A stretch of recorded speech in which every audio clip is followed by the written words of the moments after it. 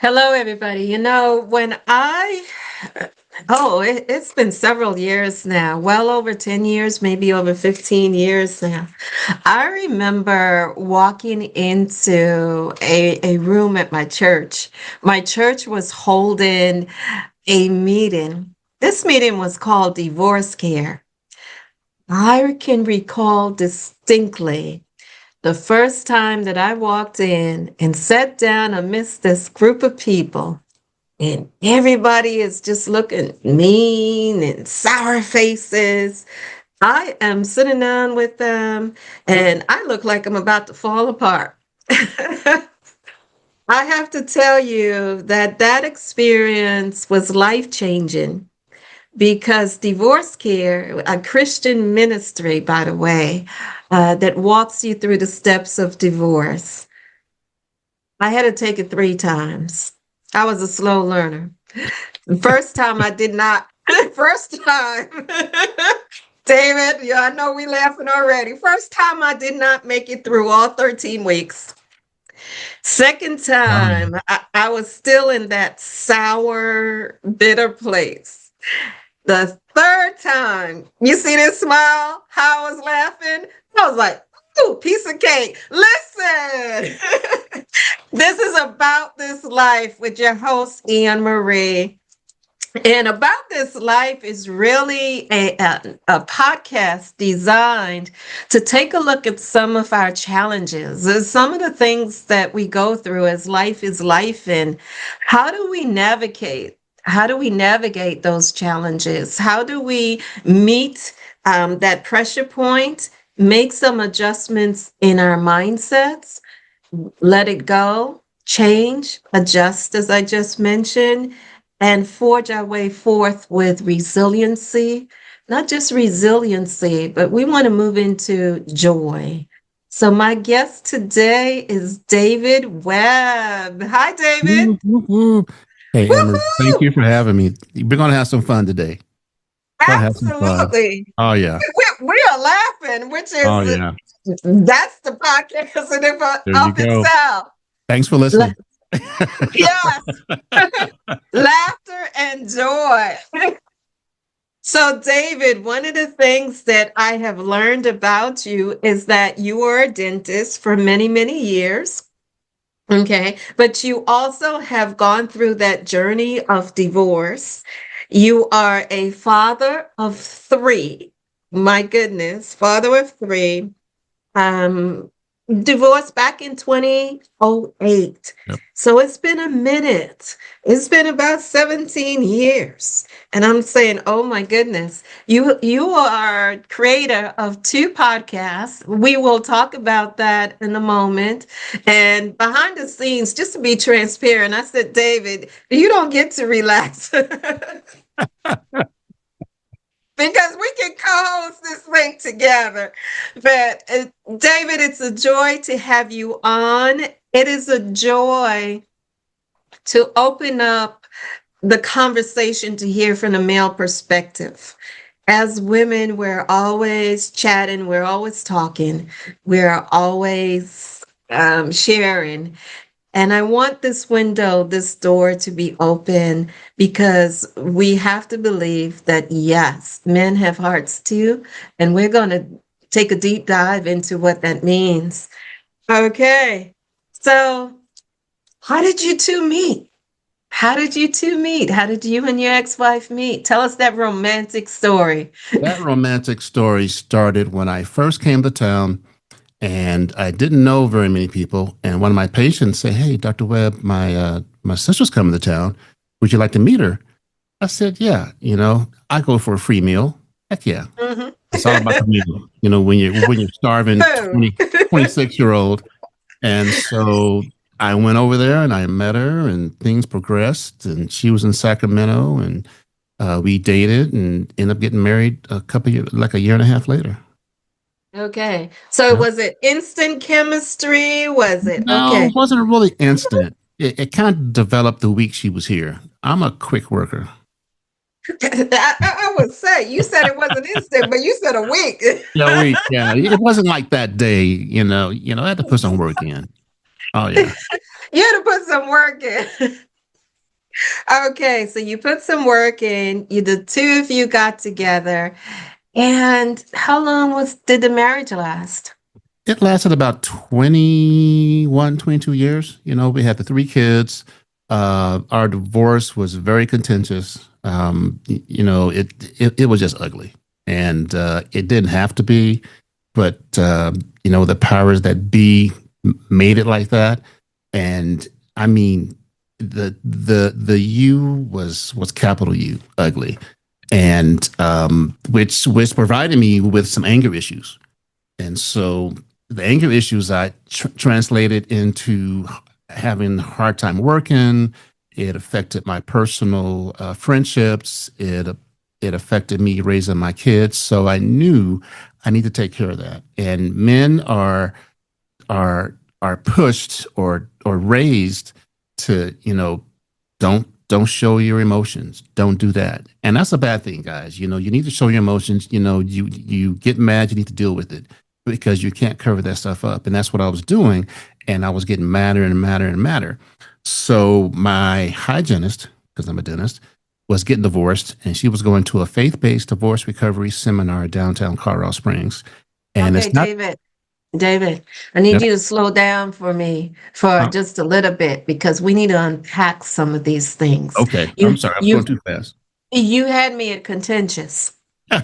Now, we are not going to revisit what contentious is Hmm. because we understand that when you go through divorce, there are scabs, and we'll talk about why that word is important to you in a moment. There are deep wounds. So focus on some of the wounds that you, as a man, experienced without going into the Yep. contentiousness of the situation, but some of the emotional weight that David had to work through. So the number one emotion was anger. Um, and that's result from, you know, how dare she do this to me? How dare she do this to the family? But that's something that she had to work through. And that's something I couldn't wrap my head around. And that frustration turned into anger and angst. And that really ate at me more so than anything else. And that was pretty much the primary emotion that really not ticked me off, but just stuck with me.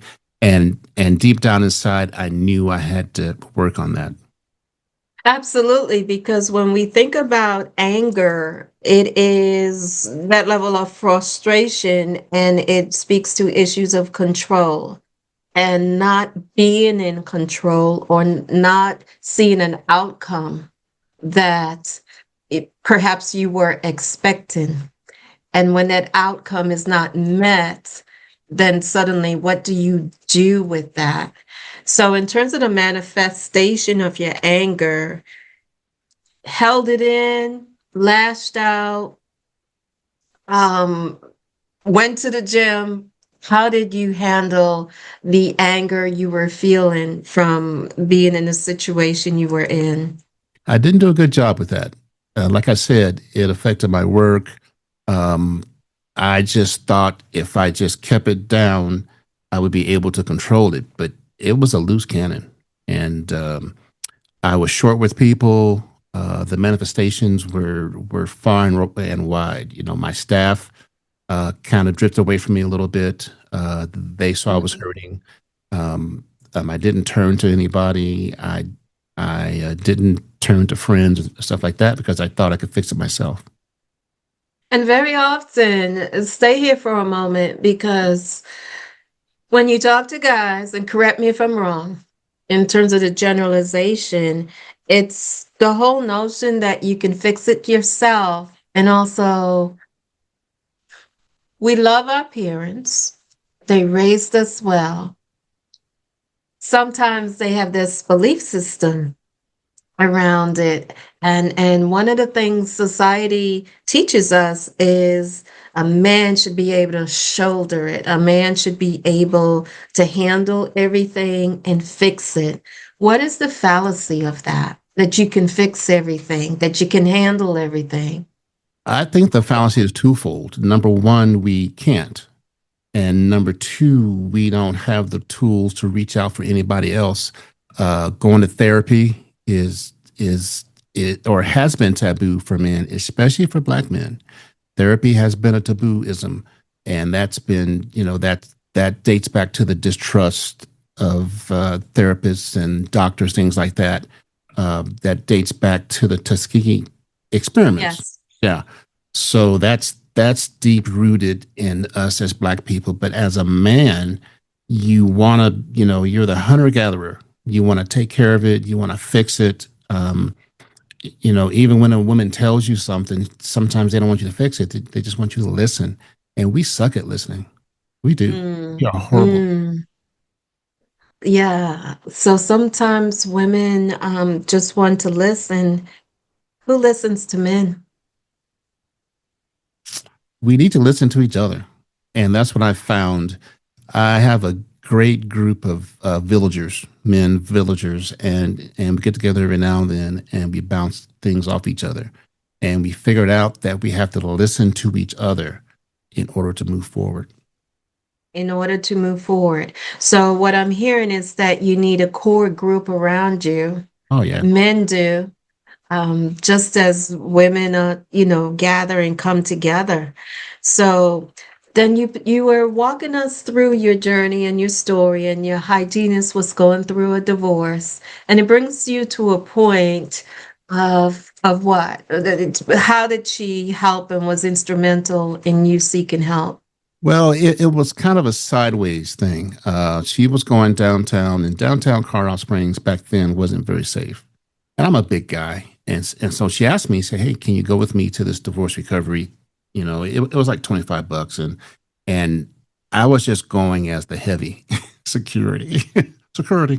So I was just gonna be security.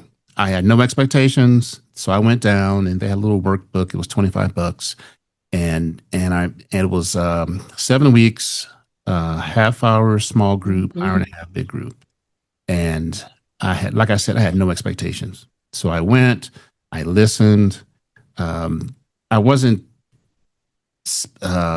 potty mouth like you, not as bad, but pretty close. A little bit of a cherub face. It's like, man, what am I doing here? And so I went back to week two, and I kind of relaxed a little bit, and I went back week three, and I started to listen to what they were saying, and it was a facilitation. They didn't teach; they just presented different ways you could heal, things like that. So you did the work yourself, and they had facilitators there. So by week seven, man, I'm doing Mm. pretty good. Got control of my anger. I'm feeling good.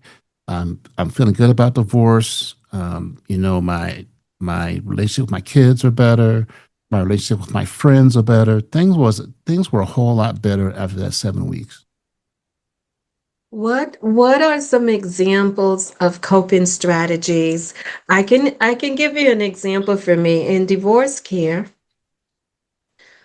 Each week had a different topic. Yep. And so, for example, one week it was about your finances. How do you navigate fight your household when two incomes are separated?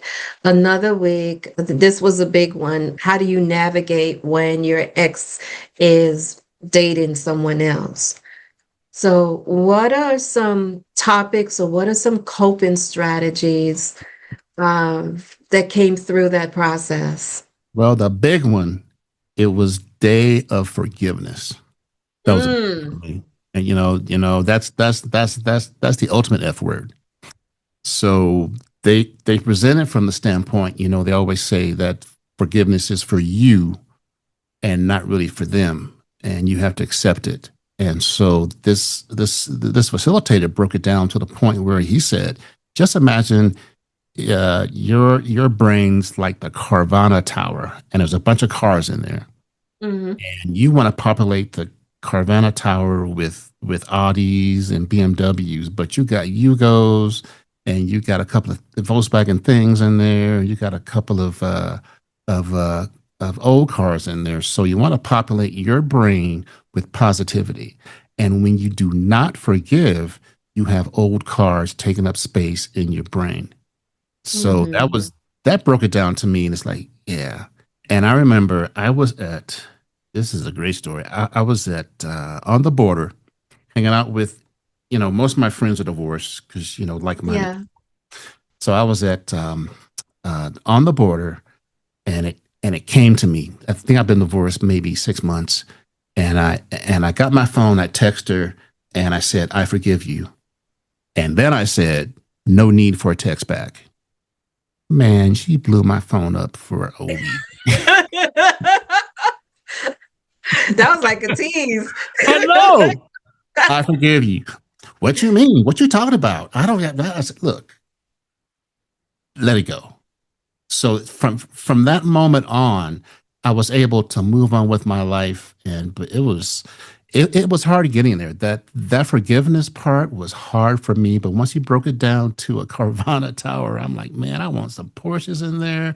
I want, Uh-huh. hey, I don't want no Teslas, but I want some other. Let's be clear. Let's be Let's clear. be clear.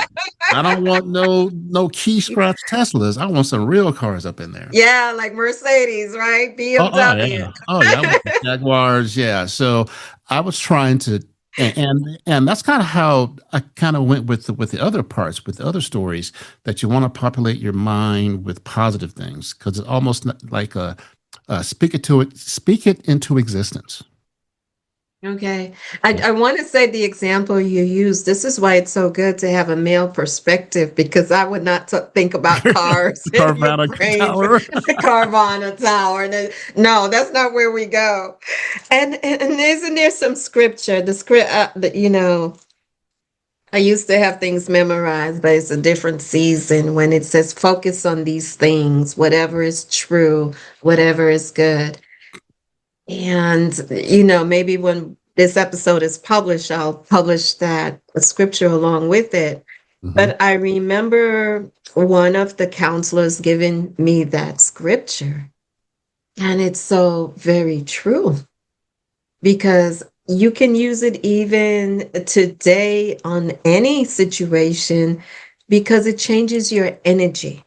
Yep. You know, I can focus on my suffering or I can focus on my liberation.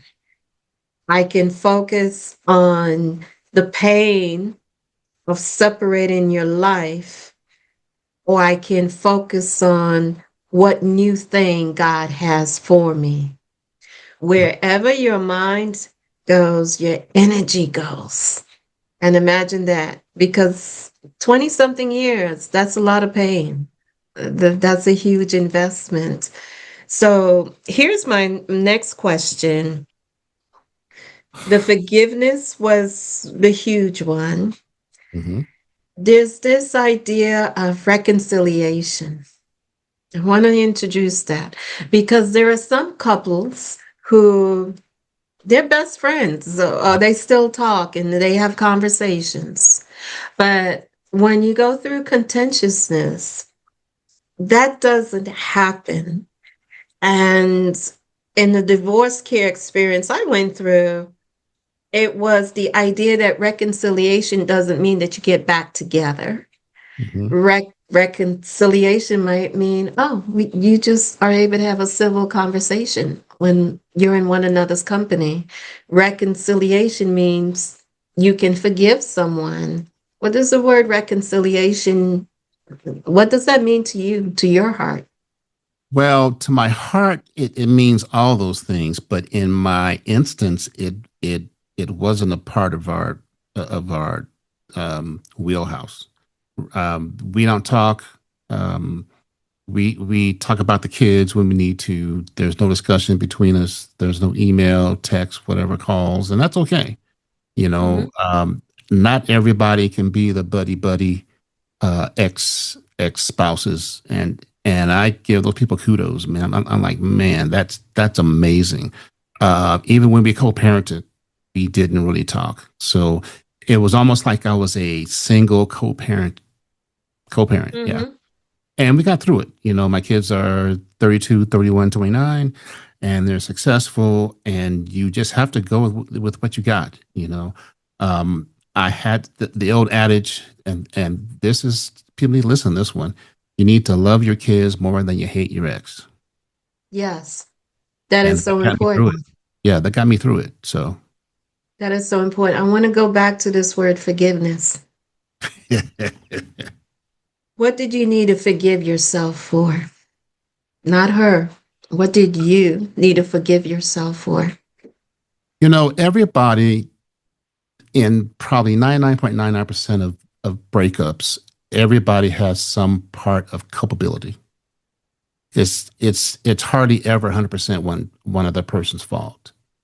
So I have to realize that, and I almost have to not keep blaming her, and because once I keep blaming her, I'm stuck in a spot. I'm stuck in that spot, and I can't move. But once I release that blame and move on with my life, it's much better.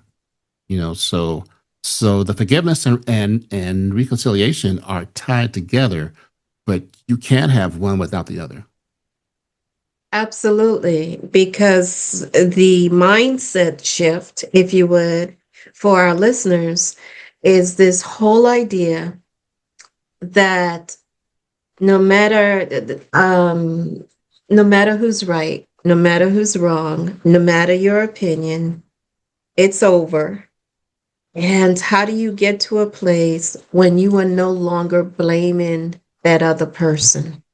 When you can speak their name and not have a negative reaction, or you can even smile. And in some regards, that's reconciliation to self. So that is all part of the healing process. David, you have found that you can laugh and you can find joy afterwards. And you have brought this to walk alongside other people who are going through what it is that you went through. So describe for our audience who you're working with, your podcast that you have started. Why did you feel a need to start that? Good Who are question. you walking alongside to guide? So this question has to be answered. I got to go back in time a little bit. So when Hmm. I went through the divorce recovery, those 7 weeks, and I was in a better place after 7 weeks, I felt great. Fast, that was probably spring 2008. And then probably Christmas '08, I was at a Christmas party and I ran into Scott. And Scott was the head guy who ran the divorce recovery seminar that I went to. And, we did small talk and, yada, yada. And then Scott said, Dave, you ever think about being a facilitator? Hmm. I looked at him. I said, Scott, I would never, ever, ever facilitate. And Hmm. Scott bugged me for 4 or 5 months. Call me, email me, Dave, man, we got an opening. Dave, come to training. So I finally relented, and I facilitated 8 years. Yes. So sometimes you don't know which sword's going to fall on. And so then fast forward to 2016, I was hanging out one day, and I said, I kind of missed divorce recovery because it kind of disbanded. And I said, podcasts are pretty cool. Let me look on YouTube and see how to start a podcast about divorce recovery. So I researched it and I got some equipment and I got a name and the name is Divorce Devil Podcast. And Divorce devil. Divorce Devil Podcast. And so Okay. yeah. So I needed a little bit of a ring. So Yes, I got it. started that 2016, and then about episode 30, I had a guest, Rachel, and then she kept showing up. So I said, okay, you're my co-host. So episode 30, and now we're at episode 220. And so then go up to 2 years ago, I was thinking, men out there need a little bit more help, because they have men over 40 have the 401k, the kids, the car, the house, this, that, and the other, and they're struggling. So let me reach out to them specifically. But I still kept the divorce recovery podcast because I'm an overachiever and crazy. Mm. So so I researched and I said, okay, I need a jazzy name. And I said, man, men are always picking the scab too fast, and the scab comes off, you bleed. So I called it Mhm. "Don't Pick the Scab" podcast. And Mhm. we're on episode 100, and we do things like this. I'm usually giving, not receiving. This is great. Mhm. I'm digging Okay. this. This is You're cake. doing Thank good. you You're very doing much. good.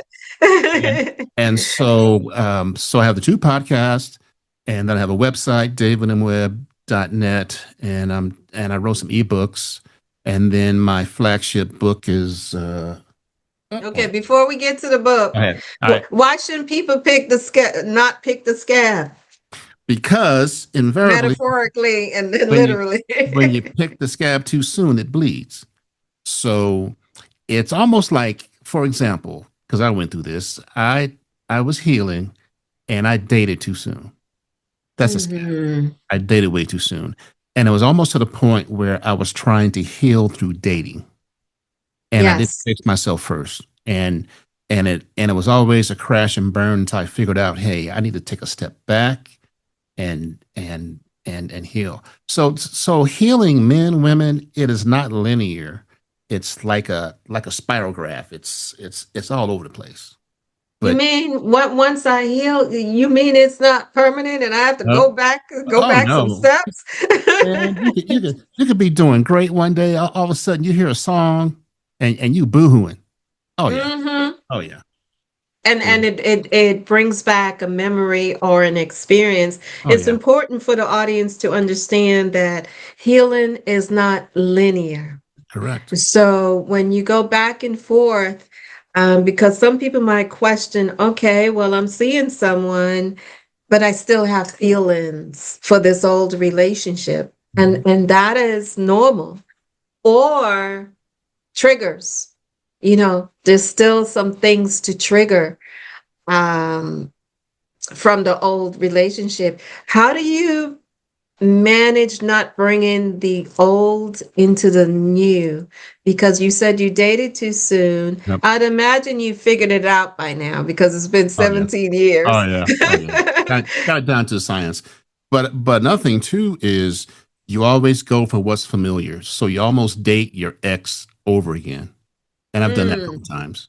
And you don't realize it, but it's just like a moth to a flame. It's just like boom.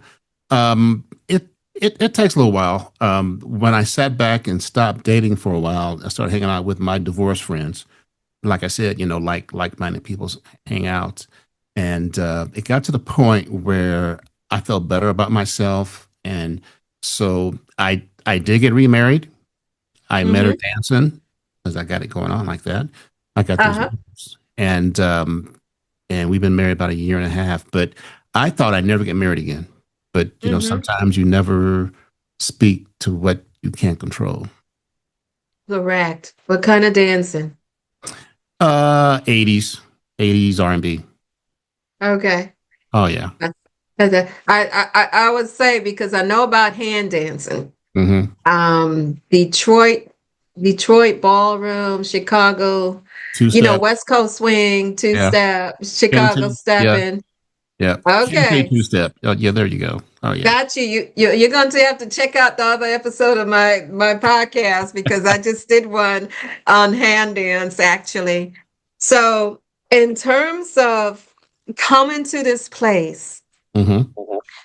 not bringing the old into the new, there was a realization that you had to heal. And so, what I hear you saying is you dated, you tried it for a minute, but then you had to step back and you had to say to yourself, let me take care of me first. Why is it important for men to take care of themselves first? Because you were socialized by society. You got to take care of everything, right? You are the protector, you're the provider. hone in on this message because somebody who's listening need to hear it. Why do men need to take care of themselves? So the simple answer to that is when the plane's going down and the oxygen Mhm. masks come out, they say put yours on first or else you can't help your kids. You put your kids on first, you're going to pass out and you're like done. So you got to be able, especially if you're a co-parent or you have friends, you got to take care of yourself and in order to take care of others. And we've been a hunter gatherer so long that we're concerned about everybody else, and we miss out taking care of ourselves. Self care is not selfish. Self care Yes, is a necessity. And a lot of people think that, well, if I take care of myself first, I'm self. No, that's a necessity. That's a birthright. You need to take care of yourself. And I kind of believed that for a little while until I started taking care of myself, and then I saw that there's a big line between selfish and self care. But if you take care of yourself, you can take care of everybody else. absolutely. And I want that message to come through because that's a myth Yep. that has been pressed upon us. And I can say, like I'm a boy mom, so I am very sensitive and intentional Hmm. about the messages that one wants to give, that it's okay for men to take care of themselves. Okay. So you're helping people, divorce recovery, happily married now, and made that transition, and you decide to write a book. What is the title of your Yeah. book? What is it about? Tell us. The title of the book is "It's Okay to Hate Your Ex." Oh Uh, my goodness, unpack that for us. Yeah. So it's about embracing and releasing ex resentment after or during the sometimes poop show of divorce. Um, my hatred and my anger was so much that I had to learn how to take that energy and twist it around. Not everybody hates their ex, and that's okay. But if you do, I'm saying that maybe a little bit of hate is okay to jumpstart you and start your healing, but you can't wallow in that very long. You got to get Hmm. in, you got to get out, and you gotta springboard off that hate in order to move on with your life. Okay. What I hear is you've captured us in terms of the hate part. Yep. But at some point, we have to let go of those limiting beliefs and adjust our mindsets so that we understand if we're going to move forward in love and new relationships, we need to find a different way to go about life, whether that's loving self, loving others, Correct. navigating that maze, quote unquote, of love. That's what I hear and interpret. Go ahead and comment. Yeah. They talk about hatred. So hatred is a natural emotion, happens. Hmm. Hatred can be a survival mechanism, just to make it to another day. They talk about the poisoning of holding on to hate. Holding on to hate too long is like taking poison and hoping the other person to die, which makes no sense. Correct. Not at all. Yeah, but Agree with you there. yeah. And it's almost like you have an aha moment when you realize hate wasn't it doesn't serve you, and then you Mhm. have to take that shift to propel yourself to you're like, man, I'm hating this woman or this man for so long, it doesn't make any sense. I am once again, we can go back to the Carvana car thing, and you're wasting parking spaces again. You need to treat those parking spaces with love, put some love in there, some Maseratis, some Porsches, things like that. And then the impact of hatred on children. That's Mhm. it's kids are smart. They can tell. Even when you hide it, they know. They know. They Yep. pick up on the energy. Oh yeah. They know. Okay. Kids are smarter than people think. People think kids don't know. Kids know everything. Kids know everything. They are the original discerning spirits. Yep. So we have divorce devil. We have don't pick the scab. We have It's Okay to Hate Your Ex. So these are all different avenues for you to work and to help, Mhm. especially men, to work it out in terms of what they're going through and someone to come alongside them. So if somebody wants to reach out to you, someone wants to contact you, how do they do that? They can get me at David M, www. David M, as in Marcus, davidmwebb.net. And that has all my connections to my ebooks. Oh, yeah. I have other ebooks too, by the way. But Mm-hmm. It's Okay to Hate Your Ex is my flagship. They can get to the podcast through that. I have a YouTube channel. It's Don't Pick the Scab podcast uh, YouTube channel. Mm-hmm. There's a lot of shorts on there. I have great guests on there. There's a whole lot of things. The website has resources. There's a blog. There's so many things. There's so many directions you can go, and men don't need to just go at it alone. There's always someone out there too. There's always someone. David, just in closing, what brings you joy? This, this Conversation, talking. conversation with people, being able to reach other people out there. Writing ebooks about divorce, podcasting about divorce, people watching the YouTube channel, people commenting on the YouTube channel. Um, um, some Mm-hmm. of some of the things what one of the funnest thing I do is when the look that people give me when I tell them that I have a divorce recovery podcast. What? You got a podcast? Mm-hmm. Yep. Mm-hmm. And immediately they go to their phone. I go, bam. They go, wow. Oh yeah. Oh yeah. So it's almost like a new kid. Well, it's an old kid now, but when I first started doing it, and I love helping people. Talking to people, meeting people. But actually, it's almost like if I can help one, then it's worth it. Mm-hmm. Yeah. To So help someone to move through yeah. it and navigate through it. So I want to thank you for being my guest, David Webb. And I want to thank you because we debunked some myths Oh yeah. and, primarily that it's okay for men to take care of themselves. Oh yeah. And at times that means stepping back and going through a period where you're not fitting into society's norms of, you know, stay strong and, put on your game face all the time, that there is, find a space among core friends where you can be vulnerable, Yeah. where someone has your back. Yep. Village is huge. I tell men out there, get a village you can trust. Don't, get rid of Hmm. the chicken heads, the knuckleheads. Get a good village, the people that actually have your back and care about you. And sometimes not all your family members can be in your village.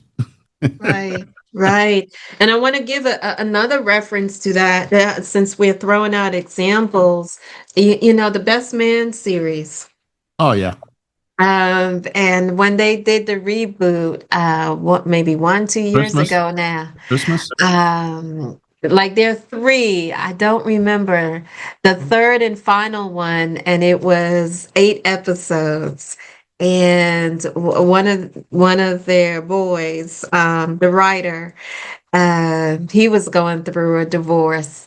And the way that the guys, they knocked on his door and they just came in the house one by one. Didn't even have to talk. Yep, just Took hugged out the him. card table. They took out the card Oh table. yeah. Yeah, you remember? I don't know if you Yeah. watched the third season. Yeah. Oh yeah. That was Nothing was said. Oh yeah, I remember that. Yeah. nothing was said. What Quentin, of course, came with alcohol. Yep. And somebody else came with the food. The other one came with the table and the cards. And you just sat down.